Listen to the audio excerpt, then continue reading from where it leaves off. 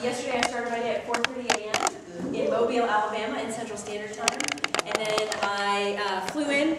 I went to Texas. I did a presentation at, what's the name of that school now? I don't even remember. Let's see. Weatherford. So, you know, some other things like someone had a program called Stop the Drop. Because when you're dropping a lot of classes, that's a big deal too, and that's going to impact your financial aid, which is going to impede your, you know, if that dries up, it's going to impede your ability to progress and move forward. And so you can do things like when you know the deadline to drop classes is, maybe a week or two before, you know, advising is going to get really busy, or the admissions office, you know, get some C4 t-shirts, or, you know, kind of have, you know, where people can stop and talk to you and explain things and kind of talk about where they are. But the other thing is that sometimes we wait too long.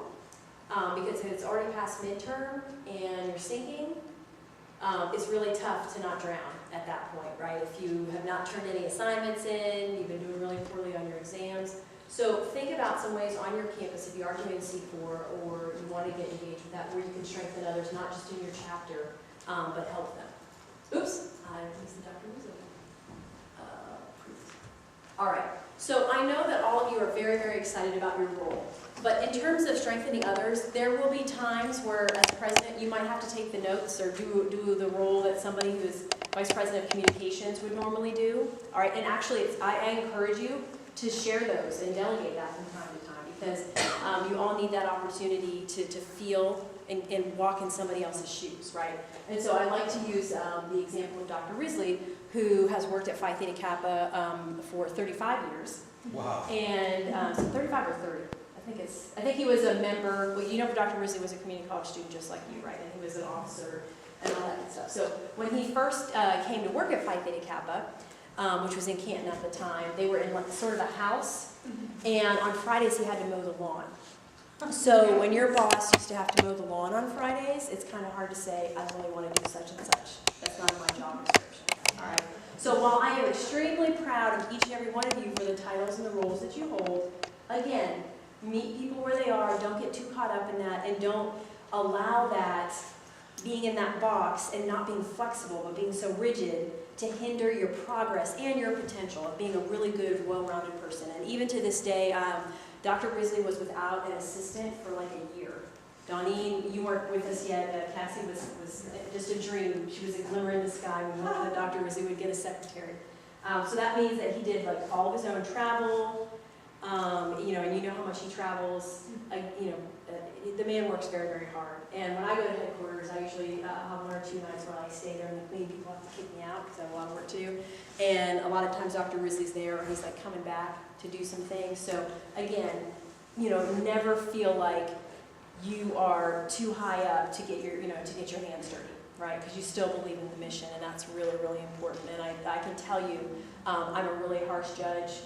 It takes a lot to impress me, and Dr. Risley impresses me, not just with his words, but with his actions. So I challenge each and every one of you to try and be that kind of leader, all right? So not in my job description, you know, don't really want you to say that. And then also, the other thing I want you to think about is beyond being an international officer, Caitlin has a life, okay? So I think she does. I do. I know a little bit about her life, and I'm sure you all do too. But, and hopefully this never happens, so I'm just going to use a little scenario. Maybe she's at work, we all know she loves animals, right? She's passionate about animals. So maybe she's had a really rough day where one of her favorite animals is sick, and then somebody else at work didn't show up, so she was stressed, and then a client or somebody, you know, a customer that came in or whatever was kind of rude. And then, you know, Daniel or one of the other international officers is like, Caitlin, why weren't you at our meeting tonight? You didn't even text me. What's going on? If you take that approach, you know, she's going to shut down. But if you care enough about the individual to know that there are times when she's got to be a human being, right? An international officer is still a part of her, but at that moment in time, it can't be her priority. So that's something I want you to do as well. Don't judge people entirely just on that, especially when you know them beyond those actions, right? You've seen who they can be. Take the time to say, hey, Donnie, you've been kind of quiet lately. Is everything okay? And also, I can't stress, how many of you are VPs of fellowship? Where's the party people at? One person? All right, fellowship is really important, people. It's really important, okay? And I know you're all going to tell me you're really, really busy, and I get that. But I'll tell you, when I go to regionals, and we're going to, you know, I go to a regional event or whatever, I was at Oklahoma, Arkansas, and they're like, oh, you're going bowling with us? Heck yeah, I'm going bowling with you. If I'm here for the weekend, I'm going bowling too, all right? So, and I'm gonna roll it down and hope and not use bumpers and see if, and like be excited about my cool bowling shoes, but I'm gonna have fun. So, again, what are those times where you guys can just put all the stress away for a minute and be human beings together? And that's doing things like, some of your members or officers are athletes. So, maybe you should go to their game, or they're dancers, so maybe you should go to their performance. Or maybe you do something on your campus that supports another group, okay? Maybe you just go to student government and say, we want to come and show up and help you with such and such event because we know it's important to you, all right? So build those relationships. That's really, really important. All right, developing confidence and competence. Sometimes we get caught up in jargon. All right, you know what jargon means? Like when we use a lot of verbiage that's very specific or unique to our world, okay? And we're awful at that in higher education, all right? So in Phi Theta Kappa, it was funny because we were talking about, I don't know where I was, but we were talking about how for new members sometimes, it's like a lot of like hallmarks and honors in action and what does this all mean? And so I was at another regional and they had a PTK for dummies, which I actually advocated. I didn't care for. I mean, I liked the idea, but I thought I tried to sell them this. I said, why not PTK for Smarties? And then you can give people Smarties, but it was their project. They did what they want to do. But anyway, the idea of it was, and they had the little for dummies thing, it was cute. And it had all the jargon or the information, and it put it in real people terms. Like it helped you understand what it meant. So sometimes when people fail us, it's because they didn't know exactly what we wanted, number one. And number two, they didn't understand the whole process or the whole concept. Like they thought it sounded good. Completion sounds great. I can get behind that. But again, if you haven't done the research or really shared the information about the concept and introduced it, so you've got to be careful about that, particularly when you're bringing in new members or engaging other people. And spend some time talking about it, okay? Let people ask questions where nobody laughs, right? It's okay to ask questions. I had a staff member once, this is the worst story ever, but I was over the virtual campus was one of my duties, and she was the online mentor, and I swear to you, like a month into her job, we realized she did not know how to log into Blackboard.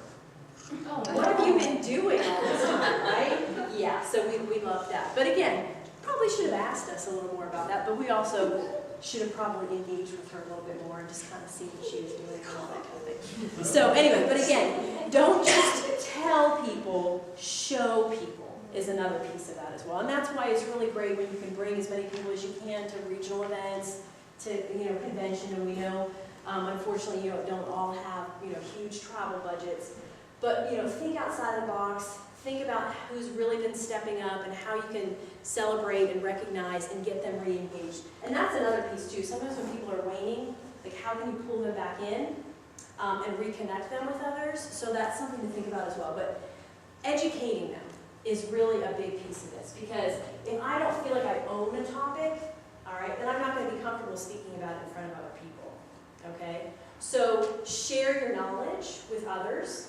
Don't keep all the stuff and kind of figure out, well, they'll find out on their own, or let's see, let's kind of test them. Don't do that. That's not. Share and collaborate, right?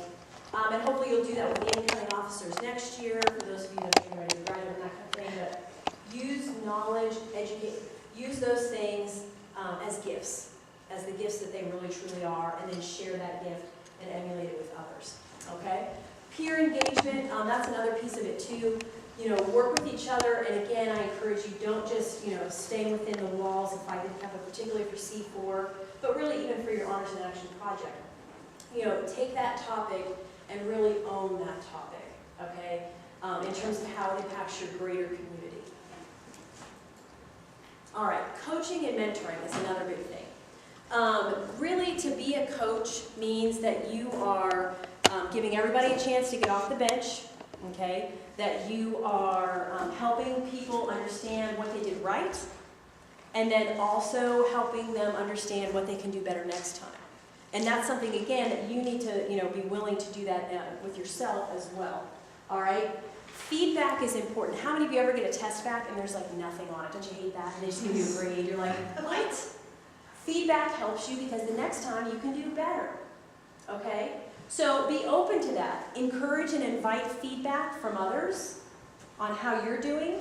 Cousins and Posner's actually have something called a Leadership 360. It's kind of scary for administrators, but it's where instead of your administrator, like your president, instead of them, evaluating you, you get to evaluate them. All right, now that's a little scary. That's a jump, right, for some of us. Sometimes we're a little scared to hear what other people think about how we're doing, because we know we're doing a great job. We know they love us. I don't need to validate on that, right? Sometimes you might, because there might be some good things or some things that people can let you know. Here's some areas that you need to grow in, okay? And that's where some humility and some maturity, which are also really integral parts of being a leader. So that consistent feedback, and again, that can really help motivate and keep people moving along. Recognize and celebrate small wins. All right, not every day is going to be a big, huge, your Phi Theta Kappa induction, and then that moment when it's over and you're like, yes, right? That you love the induction and all that kind of thing. Some days it's just going to be that everybody showed up at the meeting, or that Caitlin brought cookies. Woo! Yeah, we're the cookies, Caitlin. So anyway, again, celebrating the small wins, finding the little things that do matter, that add up, because sometimes those people are the forgotten people, or the ones that we don't always acknowledge because they're not up front, dancing around in front of everybody, but they're sort of those unsung heroes, okay? So really looking for that, and sometimes that means you've got to pay attention to other people and pay attention to those quiet people and reach out to them and find out, wow, I'm sorry you're having those financial hard times. I'm really glad that you came, you took time out of your busy schedule. I know you're working 2 jobs and you came to the meeting, or that you showed up at the beach cleanup and those kind of things. So recognizing that. All right. Another thing I want to talk about in terms of developing confidence and competence. There's a lot of things that really go in terms of building other people's confidence. If you want somebody to know that you're confident in them, you have to give them not just the tools they need to be successful, but then you have to give them that opportunity, okay? So if I'm going to miss a meeting and I'm the president, and instead of letting somebody else run the meeting and I say cancel it, that sends a message that I don't really have confidence that anybody else could lead that meeting in my absence, okay? And you don't ever want to be in that situation. You want to have leaders in waiting. All right, you want to have a good community that supports you, and you guys, again, you're all on the same page. You're ready to, ready to roll. Because when there's just one person that everything's centered around, then all of the progress and the achievements are, critical and hinged upon that. And that's not collaboration. That's not teamwork. Okay. So I also encourage you guys, get out of your comfort zones a little bit. And that means even, again, just in fellowship, talk to other people. Sometimes we get into cliques, right? And when I say clique, I don't mean that in a negative way necessarily, because it's just natural that sometimes we're going to get along better with certain people.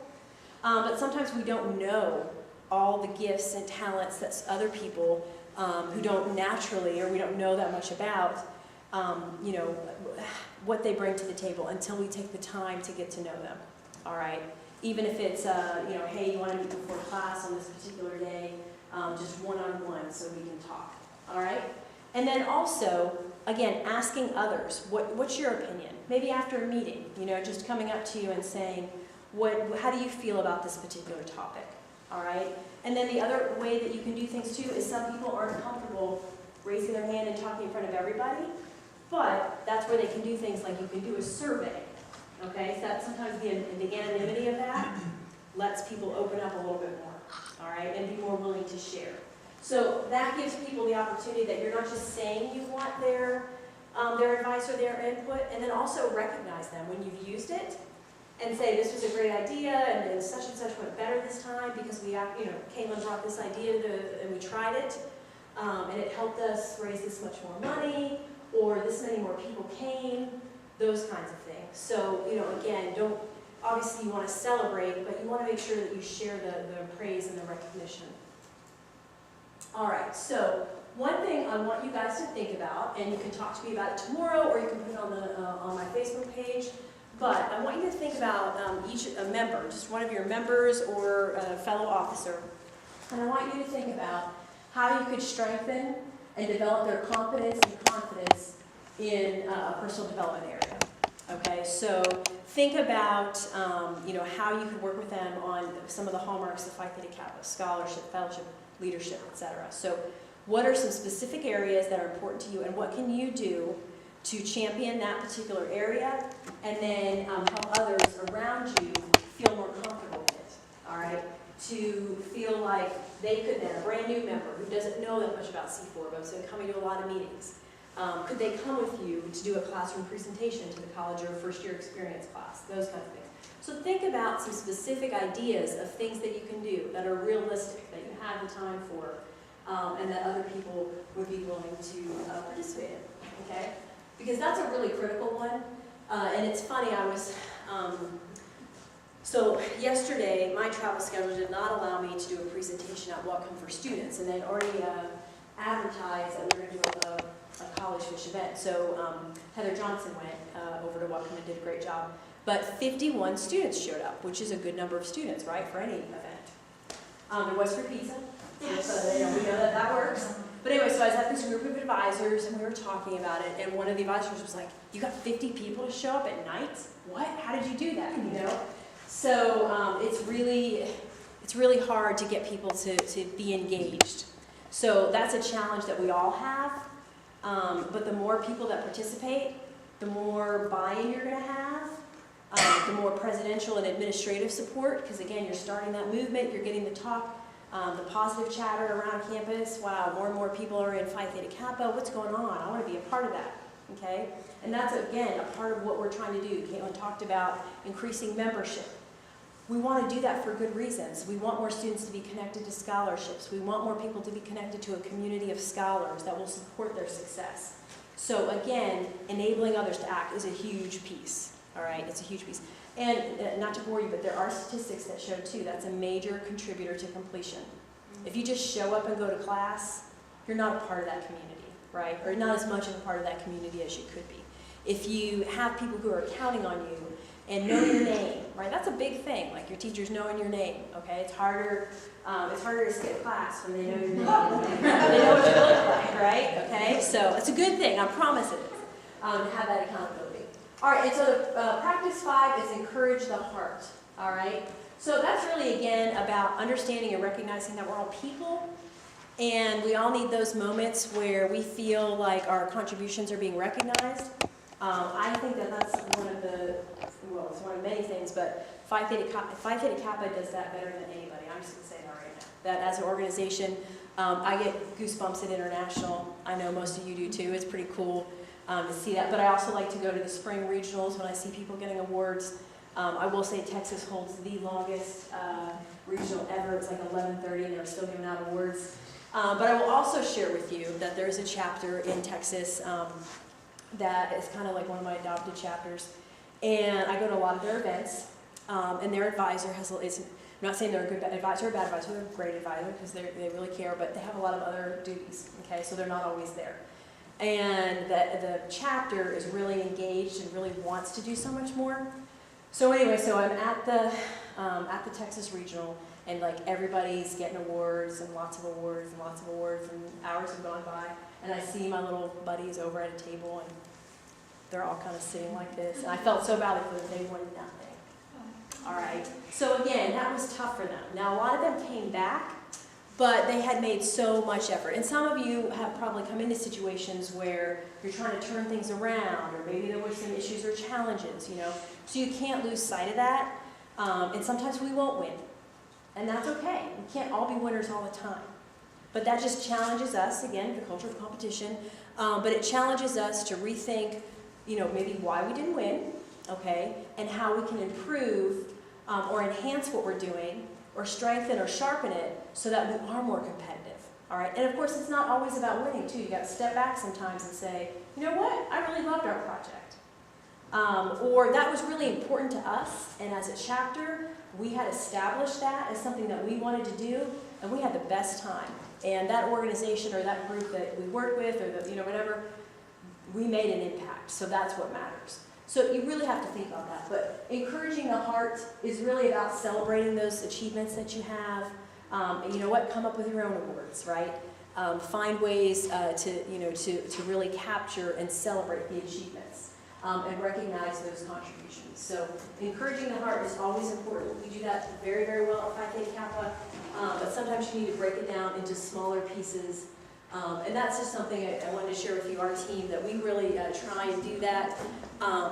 Again, one of the first things that I experienced with Dr. Risley is he writes a handwritten note. He's a big guy for that, writing handwritten notes. And for somebody, again, that travels as much as he does, to take the time to write a handwritten note, that's a pretty cool thing, right? You know that that's somebody who took time out of their schedule to do something. So find ways to just, life's too short. You're doing something really cool. And some days, of course, yeah, it is going to be challenging. It's not going to be easy. Nothing in life that is worthwhile is easy. But sometimes, there's a lot of joy and passion and excitement and enthusiasm in those challenges, and you have to keep sight of that. So that's really what, I wanted you guys to focus on today. Think about these 5 practices, how you can employ them. Maybe you like one more than the other, that's okay. But maybe each of your chapter officers, one can, focus on one and then whatever. Or maybe you never think about it again, except that you heard this lady speak for a really long time and then that had an awful orange jacket and you just wanted to have a good time or something. I love your jacket. So anyway, but what I'd like to do now is open it up for questions and see if you guys have any thoughts, or if you want to throw tomatoes, but no pies. Yes, Jeff? Did they make that jacket in a 54 long? I'll get one for you, Jeff. I'll look for it, yes. Yes, you would rock it, my friend. You would rock it. No comments or questions? Guys are too quiet. Are you tired?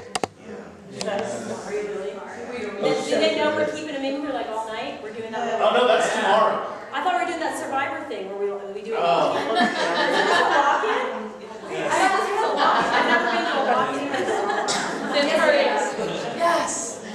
We have a question on the floor. Okay, it's a serious one. So, say for example, your chapter's having a few little issues here with some just struggles and challenges, so that the meeting doesn't happen, but some other stuff happens and stuff doesn't get resolved, and you sort of feel like, oh my gosh, how are we ever going to resolve that? I mean, what we really need to do is stick to the tasks at hand to get all these things in by the deadlines, and we need to not go off track again, but yet this stuff, like you said, Lester's, or even if you try to just say in your heart, I love all these people and I care about their success as much as my own. Sure. But there's just like this thing that feels like it's blocking I'm a massage therapist, so I'm going to say if there's a white elephant in the room, you need to address it, because eventually it's going to overtake the room, right? You can do some workarounds, it just depends, and that's, again, as a team, but you've got to have the courage, and I talked about the Michigan region, and they could have just chosen to continue to be upset or angry and feel like one of their officers was not pulling their weight and was sort of standing in the way of progress. They chose to be courageous about it, and I know that that's easier said than done, because that can also go the other way, where sometimes it makes things even more difficult. But I think that that's where, are you an advisor? Or no, you're a member at, sorry. You're an advisor. But you're a member at what school? It's Royal Canadian Medical Community. Okay. And your advisor is Beth? Yes. Beth. Okay, Beth's not here? She will be here tomorrow. She will be tomorrow, okay. So again, I think that there are ways, because I've already seen a couple of chapters that I was really excited about their teams, and some things have happened, and some people have left already. Number one, it's not just you. You've got to keep that perspective. It happens to anybody, right? We all have different personalities. Lots of things are going to happen, okay? So there are a couple of different things you can do.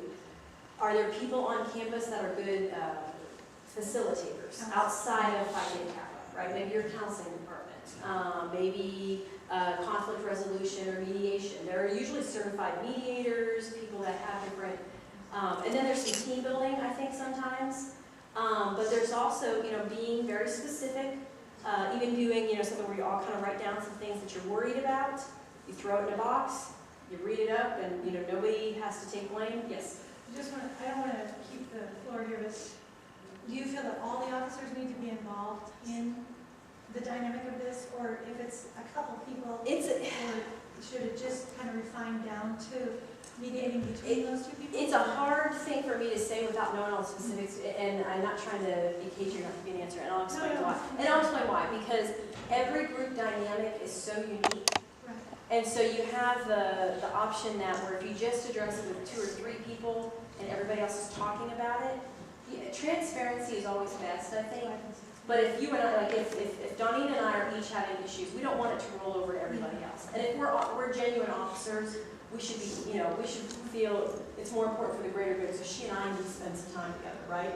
But then afterward, don't we have an obligation to tell our chapter members, Donnie and I apologize that any of our issues have spilled over into our work as a chapter, but we want to let you know that we've made a commitment to put those issues aside and to respect each other as fellow officers because our chapter is too important for that, and we want to have a great year. So I think you need to be discreet about it because it could be some personal stuff, because like maybe she stole my man and then I stole her. I'm going to see her out in class. You know what I'm saying? He was my first Donnie. So, you know what I'm saying? So we don't want to know about that stuff, but you can then paint it, put a bow on it, and make everybody feel. No, so I just try to be respectful of that, because again, there's stuff that, there can be back issues from things that have nothing to do with school, that should be kept personally. So it really depends a lot on what the issues are, and you want to be mindful of that because it could end up doing more harm than good to let everybody know everybody's business, So, yes, and I know you're talking about that other chapter, not your chapter. No. That one other chapter, yeah, not that one. The ones that aren't good. Any other questions? Yes, sir. I know a lot of small chapters still want to be a 5-star chapter. Or do you have any recommendations or best practices of what you've seen on how that happens for small chapters? Well, small but mighty. Don't ever, think that size should inhibit you. In terms of becoming 5-star, I would definitely work with your regional leadership also to get some guidance and some inspiration. But I think that are there ways that you can grow as a chapter? And I'll give you an example. Miami-Dade is like the largest college. It's a community college, but you know how Florida does all that funky stuff, so they're really a college. But they're the largest one in the world. I can't even remember the total number of students. I think it's 160,000, right? So one of their campuses literally had 2 members last year. They are up to 98 in 1 year, okay? So they're doing things. So I'm not saying that can happen for everybody or that you're going to be able to turn around your membership overnight, but you got to kind of focus on a couple of things. With what we have, what can we realistically do this year? Are we at, what star are you at right now? We're at a 2-star. 2-star, woo woo. Nothing wrong with that. And I'll give you an example of that. If you believe in something, like I'm a Pittsburgh Steelers fan, I'm saying that to you right now. 0-4. 0-4. See? All right? But again, if you believe in something, there are going to be times where you've got challenges, right? Next season, man. But again, so, what are some things that you can do with what you have, what's realistic, and then what do you need to do the things you really want to do? And then how can you try and start, working toward those things as well? How do you try and start growing the membership? Okay? Are there online students? Can you have Skype meetings? Can you go to Google? How can you engage some of your other students? Are there some walls you can break down? Can you see about getting an honors program? Or, what are some different ways that you can collaborate?